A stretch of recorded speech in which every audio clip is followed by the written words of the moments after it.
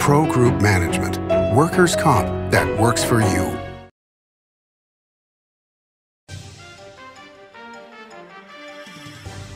Welcome to Nevada Newsmakers. On the broadcast today, Sheriff Joe Lombardo of Clark County running for governor, here for the whole show on an all-new Nevada Newsmakers. Retail's impact on Nevada's economy? Enormous. 8,600 businesses, large and small, employing 145,000 workers. And last fiscal year, retail paid tax on nearly $60 billion in sales. We're the Retail Association of Nevada. We support retail, we help it grow, and we mean business. RANNV.org. Pro Group Management specializes in providing industries with the necessary components to satisfy and exceed workers' comp requirements. Every business has unique needs and specific regulations. Pro Group Management stays ahead of the curve, providing up-to-date services to keep your industry in top form. Discover how we simplify your tasks, improve efficiency, and reduce expense to keep you moving in a positive direction. Pro Group Management, workers' comp that works for you. Truck drivers are some of the hardest working people you'll meet, delivering over 70% of America's freight and 92% of Nevada's. When there's a natural disaster, they're delivering critical supplies to help those communities recover and rebuild. Every sector of the economy and our nation's military rely on truck drivers. So let's take a moment to say thank you. On the open road or city streets, our truck drivers are rolling to make our economy and our nation stronger. Trucking moves America forward. Nevada Newsmakers Studio is located at the headquarters of the Nevada Trucking Association. Motion and purpose are a truck's greatest virtue. This is Nevada Newsmakers with host Sam Shad, a no-holds-barred political forum. Now, from the Nevada Newsmakers broadcast headquarters, here is Sam Shad. And back on Nevada Newsmakers, we are very pleased to welcome to the program for the first time Sheriff Joe Lombardo of Clark County. Pleasure to have you here, sir. Yeah, I'm surprised at the first time. My apologies. We should have invited you before. No, you did. I, schedule conflicts, but yeah, I'm happy to be here. Thank you, Sam. Well, let me introduce you, because there's certainly a lot of folks in northern Nevada that may not really be aware of you. You served in the Army National Guard and Army Reserve, 30 years plus in law enforcement, 26 years at Metro. You became Sheriff of Clark County 7 years ago. You have an MS in Crisis Management. First question, why did you get in this race? Well, the MS in Crisis Management right there, that's one of the key components. That's probably the most common question is asked of a candidate when they decide to enter a race, and in my opinion, this is a perfect opportunity to continue to affect change. You mentioned my police career and all the time I've been a police officer and dealt with crisis along the way, and in the current administration here at the state, and my ability to manage crisis through my history of being a police officer, and the proof is in the pudding in that aspect. And the tax environment that is going to be very important for the diversity of the economy here, and the support for the police and single party rule. That's the issues that I'm concerned with, and the reason why I'm getting into the race. I believe I could do a much better job than the current administration. All right, let's go through some things here. And because you don't have a political history, I need to ask you about your law enforcement history. Okay? Right. Because I think people need to get a sense of who you are that they're not going to get from a 30-second commercial. So everybody, nationwide, perhaps worldwide, are familiar with the events of October 1st, 2017, the Route 91 Harvest Music Festival. Stephen Paddock fired from the 32nd floor of Mandalay Bay more than 1,000 bullets, killed 60, wounded 411, and in the panic, the total number of injured was 867. Deadliest mass shooting in U.S. history. How did that change you? Well, first and foremost, it was under my watch, so it's a troublesome event on that. And you go back 1,000 times, 10,000 times, say what could we have done different? How could we have prevented it? And unfortunately, this is one of those one-off events where there was no intelligence received, there was no warning, no threat associated with this individual or knowledge of this individual. And the question was, how did it change me? I guess the most important piece on that, you can't think of everything, you can't what if everything, you can't prevent everything, but how you can address it is how you respond to it. And I'm very proud of my police department's response to that critical incident, you know, and the timeliness to prevent further carnage. And I firmly believe him knowing that we were at the doorway is the reason why he took his own life. And, you know, upon entry of the room, we discover an excess of over 4,000 rounds still available to this individual with multiple guns. So he could have continued his carnage for quite some time. So back up. How's it changed me is you have to be aware. You can't internalize it. You can't personalize it. It isn't your fault. It's but you have to be comfortable within your own skin, knowing you did everything to prevent it. And if you couldn't prevent it, that you did everything and trained your employees and your first responders to respond to it appropriately and minimize the threat. I guess cease the threat. It seems to me that there are two people that are involved in this in one body. One is you as a law officer and dealing with, as you just went through that list of critical things to look at, to not obviously take responsibility personally for the events because there was no way of knowing. But as a human being, as a father, as a husband, I'm sure you went to the hospitals and you saw those people, you talked to them. How did that affect you emotionally? Because there's usually an emotional response after the fact. There's an emotional response. And, you know, in my role as the head of the agency and the face to the public, to the nation, I had to keep my, you know, tie tight and ensure that I was bringing that air of confidence to the nation. And we have addressed all the ancillary items that we would be concerned with. Was there additional players? Is there an additional threat? Have we discontinued some terrorist cell that might still be prevalent? So all those things are continually to go through your mind, and you have to come out with a forward-leaning face, you know, of confidence for these for the public that, hey, you're the guy. We're taking care of business, and you're going to be safe. And that's a big part of my campaign for governor, is to provide that air of and feeling of safety for the state. Tune is part and parcel to the economy. People aren't going to bring their businesses or their employees or their families, and they're not going to put roots into the state of Nevada if they don't feel that it's a safe place to be.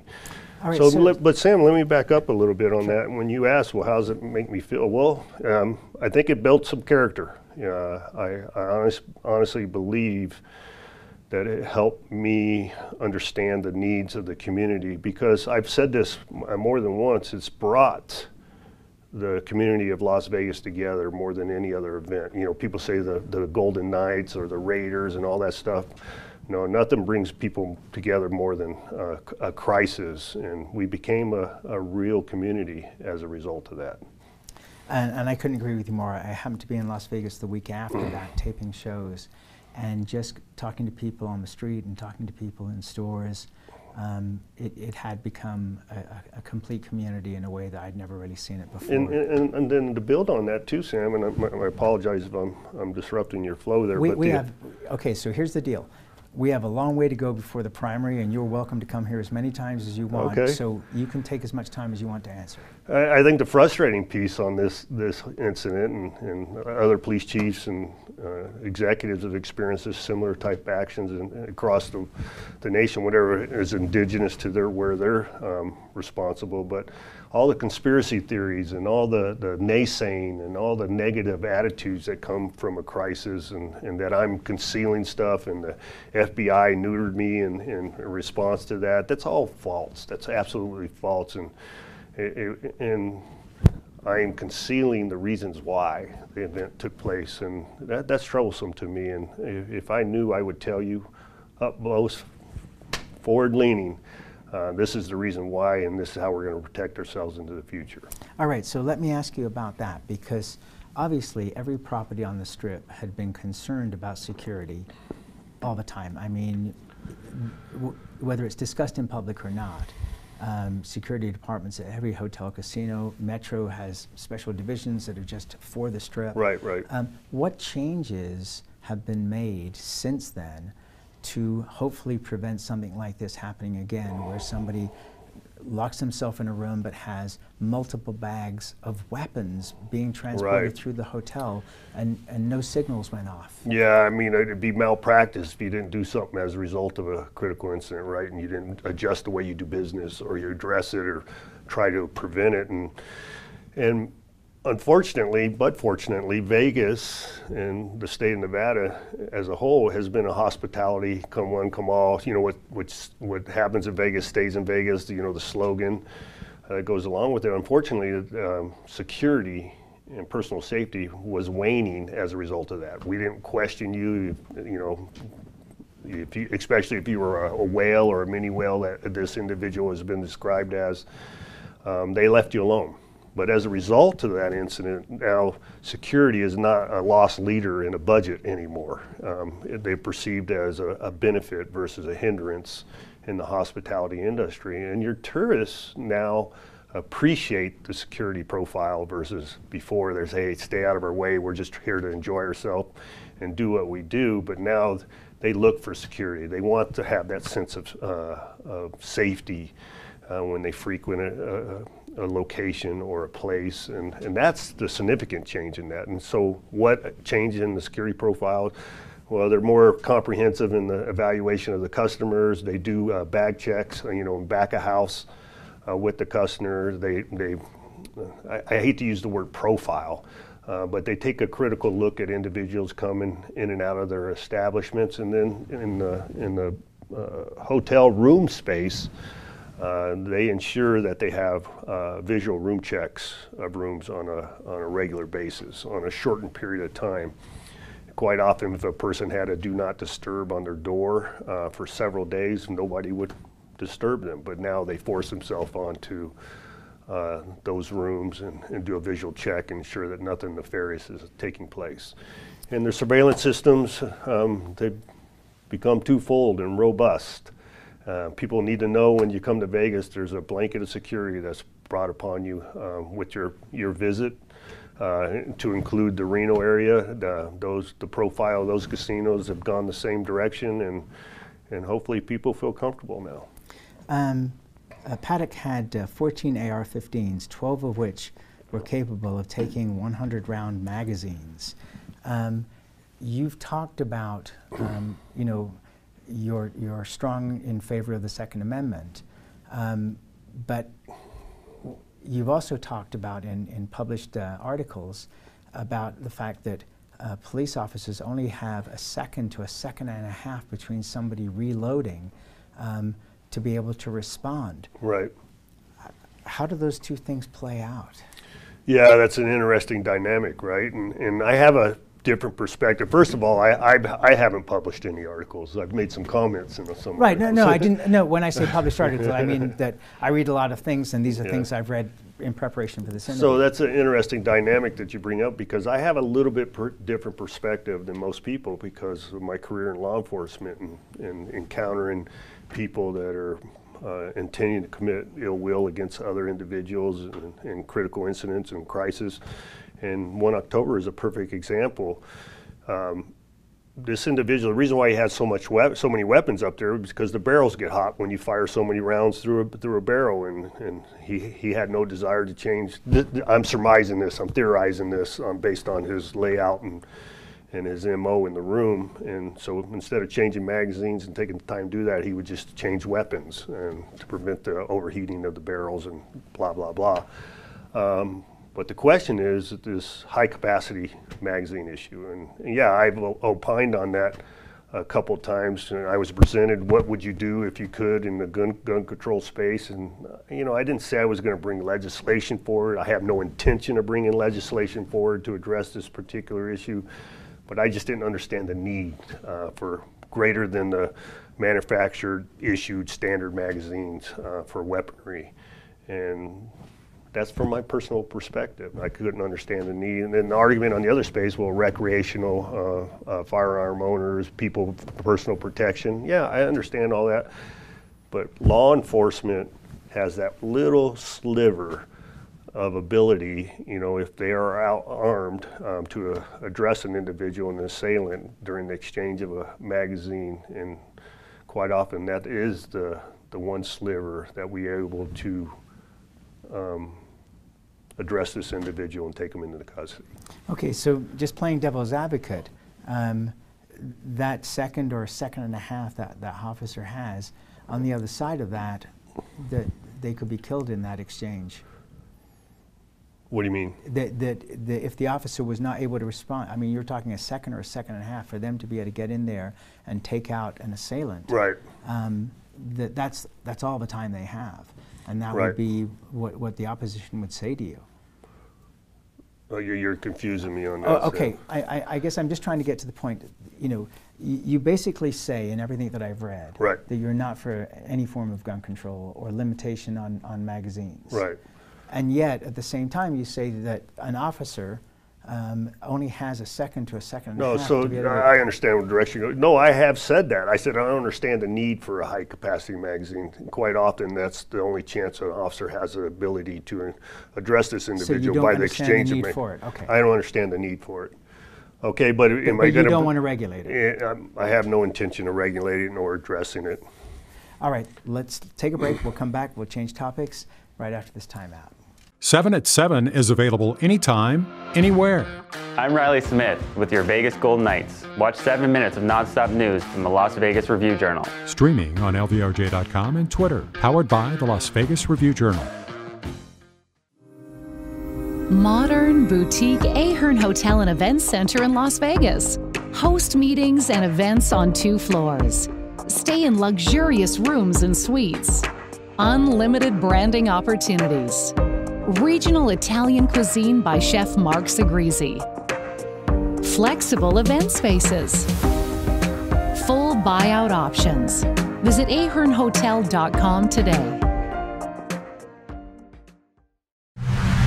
I'm Jeff Gehrman, an investigative reporter with the Las Vegas Review-Journal.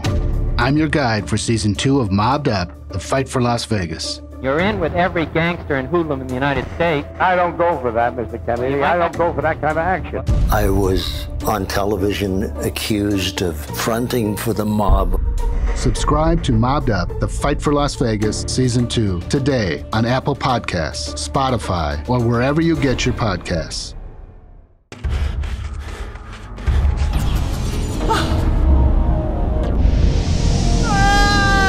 Hey, Dad? Are you learning? This place is great. Huh? You gotta try this. Wow, this stuff is great. People are gonna love it. Yes. Yes, they will. 7 at 7 is available anytime, anywhere. I'm Riley Smith with your Vegas Golden Knights. Watch 7 minutes of nonstop news from the Las Vegas Review-Journal. Streaming on LVRJ.com and YouTube. Powered by the Las Vegas Review-Journal. This is Nevada Newsmakers. And back on Nevada Newsmakers, we continue our conversation with Sheriff Joe Lombardo. He is running for governor of the state of Nevada. Just one last thing on the Harvest Music Festival shootings.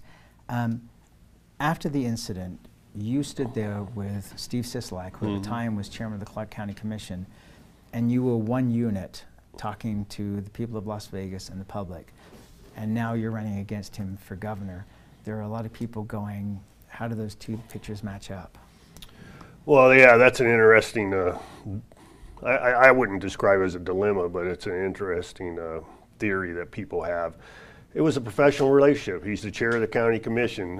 You know, post a critical incident, it requires an extensive amount of resources to address, to investigate, to recover and get back on your feet as an economy and as a business and as a community.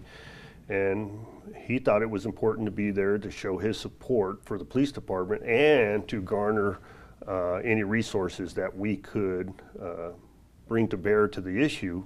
And his position as the chair of the county commission to bring those resources forward, either by the state or even the feds in that space. And it's nothing more than that. There's nothing to be read into that. There's nothing nefarious with that. It was a professional working relationship. Now, running for governor has nothing to do with that. It is my belief on policies and procedures and everything else as the state has done, and I don't believe that Steve Sisolak's done a good job in that. And so people say, well, you guys are a friend, you're a stalking horse for Steve Sisolak. That's absolutely false. I have some other things I could be doing other than stalking horse for Steve Sisolak.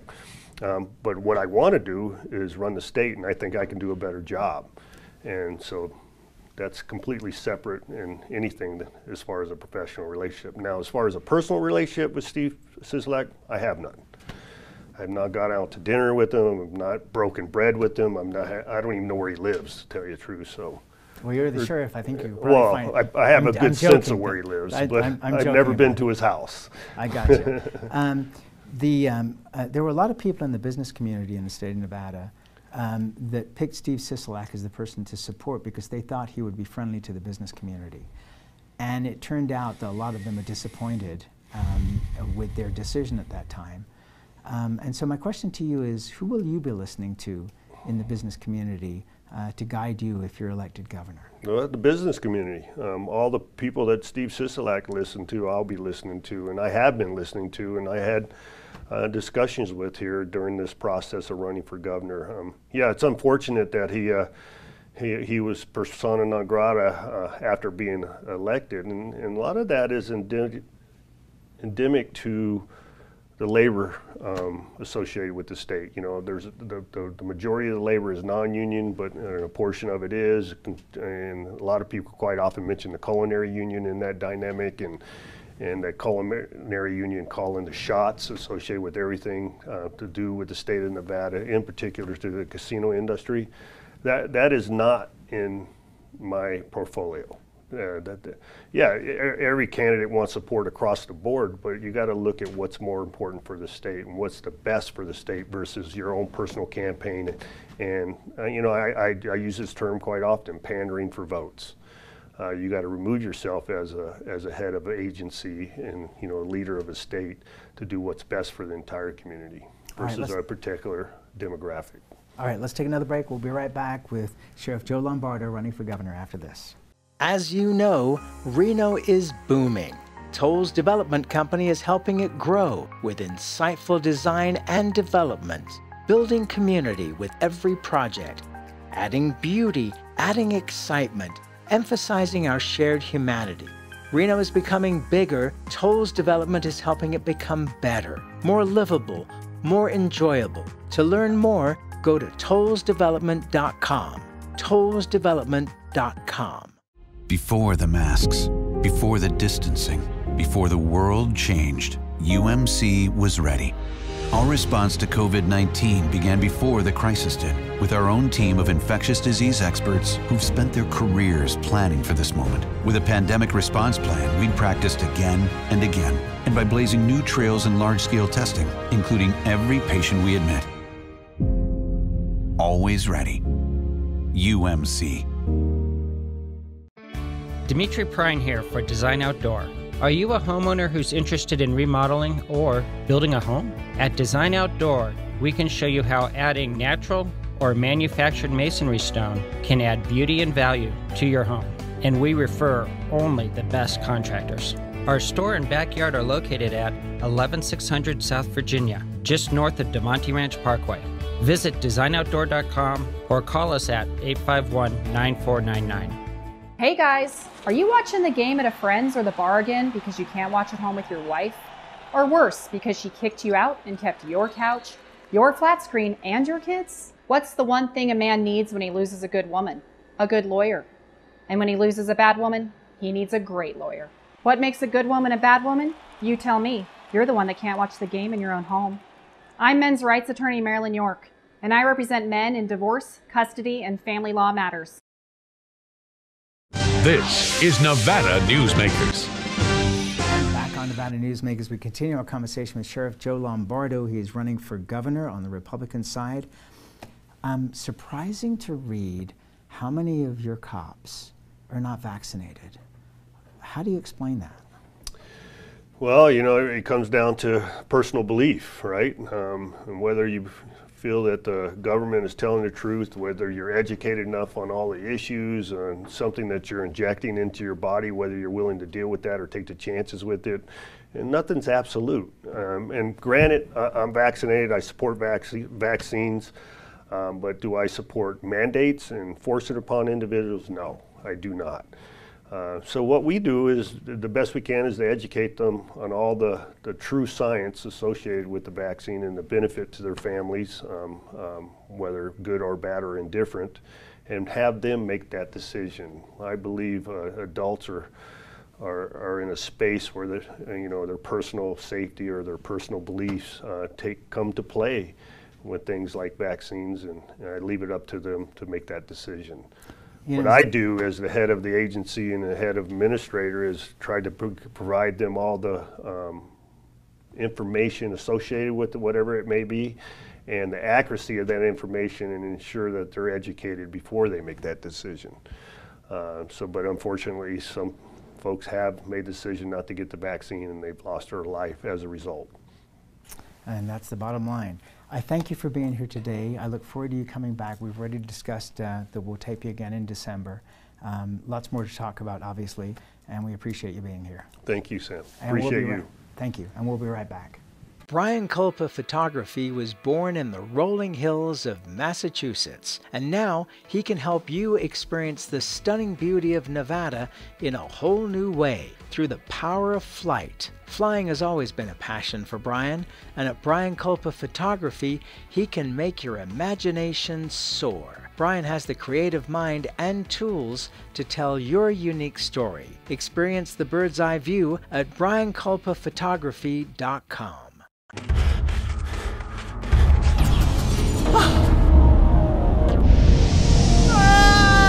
Hey, Dad? Are you learning? This place is great. Huh? You gotta try this. Wow, this stuff is great. People are gonna love it. Yes. Yes, they will. As you know, Reno is booming. Toll's development company is helping it grow with insightful design and development, building community with every project, adding beauty, adding excitement, emphasizing our shared humanity. Reno is becoming bigger. Toll's development is helping it become better, more livable, more enjoyable. To learn more, go to tollsdevelopment.com. tollsdevelopment.com. Take a look at Pro Group Management and see how your workers' comp requirements can be met head-on. By taking a proactive approach, Pro Group can assure that your company is meeting or exceeding state and federal standards. As you move forward in your industry, Pro Group moves with you, simplifying regulatory tasks, clearing the way so you can get the job done and look to your future success.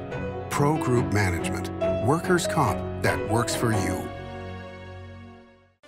Watch Nevada Newsmakers on YouTube. You can do that now these days. We'll see you on the next broadcast.